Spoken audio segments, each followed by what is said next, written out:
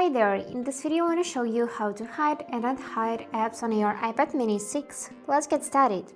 So for this we will need to open settings and here go in the screen time tab. Now we can see this section content and privacy restrictions. First we would need to enable it by tapping on the switcher.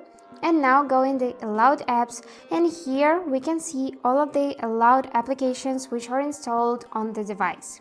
Now if you want to hide SharePlay for example, you just need to tap on it so the switcher will be turned off. And now you won't be able to find SharePlay because it will be hidden. If you want to unhide it, just tap on the switcher once more and enable like this. Now let's go back to this setting and here we can also see the tab content restrictions. So now we just need to select applications and now we can switch to this age restriction, for example 4+.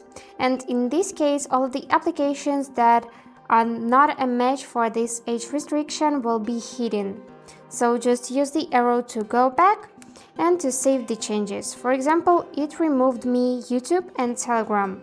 If I just go back in the applications and select allow all, then save the changes, you will see that YouTube will be back. So just here it is.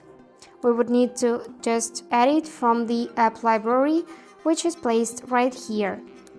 And that's it for today. I hope this video was useful and thank you for watching.